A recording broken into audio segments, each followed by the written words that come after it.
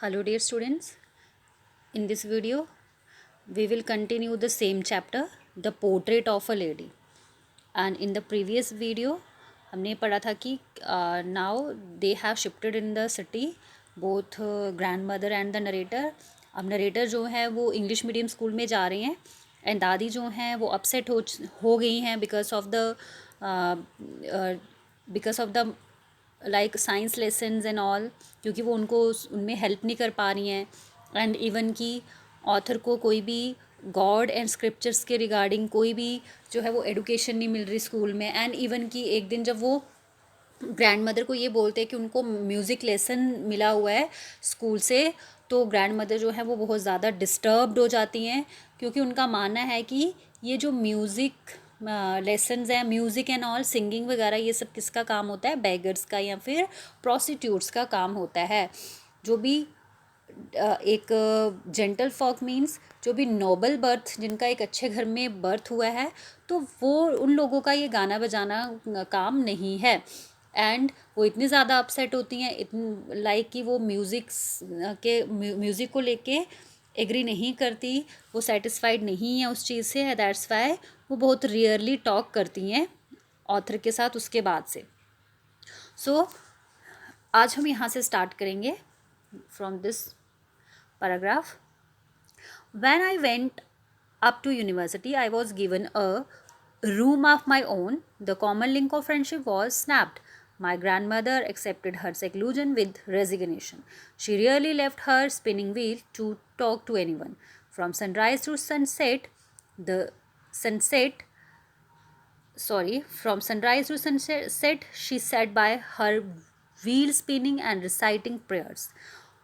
Only in the afternoon she relaxed for a while to feed the sparrows, while she sat in the veranda breaking the bread into little bits.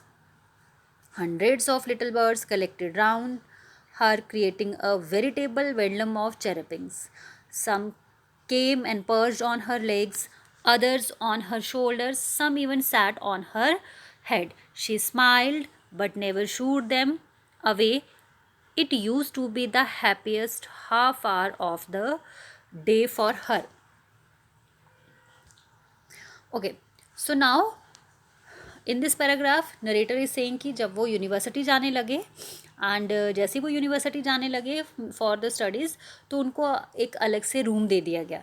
अब वो उनके बीच में जो एक common link था, like वो दोनों ही अभी तक grand mother and the narrator दोनों ही एक ही रूम शेयर कर रहे थे, तो वो जो कॉमन रूम था उनके बीच में, वो उनकी दोस्ती में एक लिंक बना के रखा था उसने, अब वो भी कम्प्लीटली ब्रेक हो जाता है। And further narrator is saying कि मेरी ग्रैंड मदर जो थी, अब उन्होंने क्या किया, वो एकदम से अकेली पड़ गई थी, बट स्टिल उन्होंने अपने जो लोनलीनेस थी उसको बिना किसी ऑब्जेक्शन के एक्सेप्ट कर लिया। अब वो दिन भर क्या करती थी, पहले ही वो ठीक है 24/7 प्रेयर्स रिसाइट करती रहती थी, स्पिनिंग व्हील पे बैठती थी, चरखा काटती रहती थी। तो अब बोला कि पहले फिर भी थोड़ा टाइम यहाँ वहाँ वो स्पेंड करती थी, बट अब बिल्कुल भी वो टाइम वेस्ट नहीं करती थी। मोस्ट ऑफ द टाइम सुबह से लेकर शाम तक वो स्पिनिंग व्हील पे बैठी रहती थी एंड अपनी प्रेयर्स जो थी साथ साथ में रिसाइट करती थी। हाँ, आफ्टरनून के टाइम पे थोड़े टाइम के लिए वो कुछ आधे घंटे के लिए रिलैक्स होती थी एंड उस हाफ आवर में वो स्पैरोज को फीड करती थी, उनको दाना वाना डालती थी। एंड नरेटर कहते हैं कि थाउजेंड्स ऑफ जो स्पैरोज थी वो बरांडा में आ जाती थी, और दादी क्या करती थी, किस तरह से फीड करती थी, उनको ब्रेड लाना, उसके पीसेस करने और उनको इस तरह से फीड करना। एंड बर्ड्स भी जो थे वो इतने ज़्यादा यूज टू हो गए थे कि उनकी स्पैरोज ने क्या करना, किसी ने उनके पर्च मीन्स बैठना, तो वो कोई उनकी शोल्डर पे आके बैठ जाता था, कोई बर्ड उनकी टांग पे आके, इवन कि सर पे आके भी बैठ जाते थे, बट वो जो ग्रैंड मदर थी वो कभी भी उनको भगाती नहीं थी। एंड ये जो हाफ आवर वो स्पेंड करती थी स्पैरोज के साथ, दिन भर का सबसे अच्छा टाइम उनका यही रहता था। So now when I decided to go abroad for further studies, I was sure my grandmother would be upset. I would be away for 5 years, and at her age, one could never tell. But my grandmother could. She was not even sentimental. She came to leave me at the railway station but did not talk or show any emotion. Her lips moved in prayer. Her mind was lost in prayer. Her fingers were busy telling the beads of her rosary. Silently, she kissed my forehead. And when I left, I cherished the moist imprint as perhaps the last sign of physical contact between us. So यहाँ पे narrator क्या कहते हैं कि after pursuing the education from the university now he had decided to go to abroad. और वो कितने time के लिए जा रहे थे? 5 years के लिए जा रहे थे. एंड ही वॉज श्योर कि भाई उनको यकीन था कि अब मैं ये दादी को ये वाली बात बताऊंगा कि मैं विदेश जा रहा हूँ तो डेफिनेटली शी वुड अपसेट, वो दुखी हो जाएंगी क्योंकि मैं 5 साल के लिए बाहर जा रहा था, वो कह रही हैं. और कहते हैं कि कोई भी वो क्या कोई भी ऐसी एज पे ओल्ड, ठीक है, अगर आप ग्रैंड पेरेंट्स को ऐसे बताते हो तो शायद कोई भी इस चीज़ को नहीं बर्दाश्त करेगा. बट कहते हैं कि जब उन्होंने उनको बताया, इन्फॉर्म किया, तो कहते हैं दादी ने उस चीज़ को भी जो है वो बर्दाश्त कर लिया. कहते कि वो बिल्कुल भी सेंटिमेंटल लेडी नहीं थी, बाबुक नहीं थी. इवन कि वो उनको जब वो अब्रॉड जा रहे होते हैं उनको रेलवे स्टेशन छोड़ने तक जाती हैं, सी ऑफ करने जाती हैं. लेकिन हाँ, उन्होंने बोला कि उन्होंने किसी से भी बात नहीं करी, उन्होंने ना ही कोई इमोशंस अपने शो किए कि खुश हैं या दुखी हैं वो. एंड स्टिल तब भी उनके रेलवे स्टेशन पे जब वो छोड़ने आई हैं तब भी उनके जो वो क्या कर रही हैं, प्रेयर्स जो हैं उनको रिसाइट किए जा रही हैं, रोजरी बीड्स को टेल किए जा रही हैं. एंड फिर उन्होंने क्या किया, चुपचाप से खुशवंत सिंह जी को उनके फोरहेड पे किस किया. एंड नरेटर सेइंग कि जब मैं वहाँ से निकला तो मैंने क्या किया, वो मदर ग्रैंड मदर की जो अफेक्शन थी, जो उन्होंने मुझे फोरहेड पे किस किया था, उस चीज़ को मैंने होल्ड किया, चेरिश किया. एंड उनके मन में ये फीलिंग आ रही थी कि शायद ये मेरा और मेरी ग्रैंड मदर के बीच में लास्ट फिजिकल कॉन्टैक्ट है. Now next one. But that was not so. After 5 years, I came back home and was met by her at the station. She did not look a day older. She still had no time for the words. And while she clasped me in her arms, I could hear her reciting her prayers. Even on the first day of my arrival, her happiest moments were with her sparrows, whom she fed longer, and with the frivolous rebukes. So, यहाँ पे क्या कह रहे हैं narrator, कह रहे हैं कि इतना ही नहीं था भाई, मैं 5 साल के बाद जब वापस अपने इंडिया में आया हूँ तो मैं अगेन उनको ये लगा था कि मे बी जो दादी हैं मे बी वो उनकी डेथ हो गई हो. बट नो, वो वापस से उनको रेलवे स्टेशन पे मिलती हैं, उनको वो रिसीव करने आती हैं. एंड कह रहे हैं कि आज भी दादी जब से मैं बचपन से देख रहा हूँ वैसे ही थी, वो एक भी दिन और बूढ़ी नहीं हुई थी. एंड कह रहे हैं कि स्टिल उनके पास टाइम नहीं था यहाँ वहाँ की बातें करने के लिए.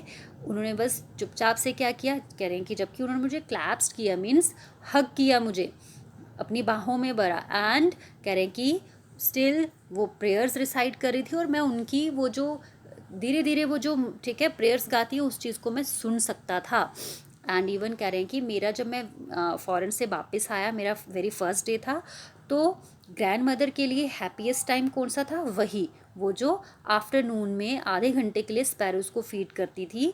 ठीक है, काफ़ी टाइम से जिसे जिन्हें वो फीड करती आ रही थी. और कैसे फीड करती थी, उनको फीड करना और उनको frivolous rebuke means just scold करना सरफेस से.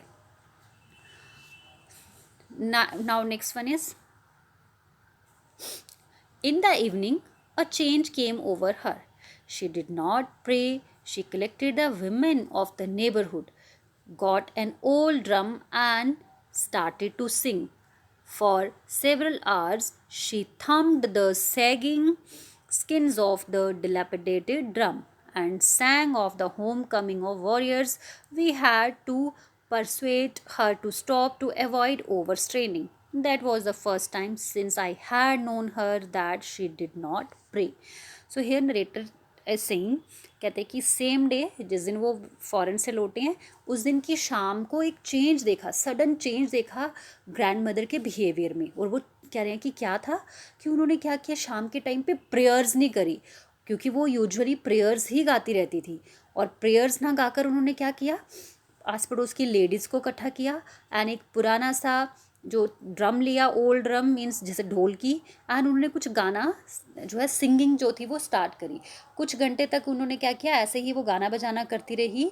The phrase the expression the sagging skins of the dilapidated drum means कि कोई ठीक है पुराने जो फटे पुराने डोल को लेके बजा बजा कर उन्होंने क्या किया, इस तरह से काफ़ी देर तक बजा के वो सिंगिंग करती रही। एंड वो गा क्या रही थी, तो वो जो सिंग कर रही थी वो क्या था, होम कमिंग ऑफ वॉरियर्स। जैसे कोई सिपाही जो है वो कोई लड़ाई जीत के घर आता है, उनके आने पे जो उनके आने की खुशी में जो सिंगिंग की जाती है, ऐसा ही कुछ वो नेबरहुड की वुमेन्स के साथ गा रही थी। कहते कि हमने बहुत ही कोशिश करी उनको परसुएट करने की, मीन्स उनको कन्विंस करने की कि भाई अब ज़्यादा स्ट्रेस मत लो, आप बस करो ये गाना बजाना, लेकिन उन्होंने उनकी नहीं सुनी, उस चीज़ को अवॉइड किया। एंड नरेटर इज सेइंग कि वो अब जब से मैं अपनी दादी को जानता था, that was the very first moment जब मैंने ये देखा कि दादी ने अपनी प्रेयर्स ना गाकर क्या किया हो, कुछ और किया हो। सो स्टूडेंट्स यहीं तक रखेंगे and next part we will cover in the next video. Thank you students.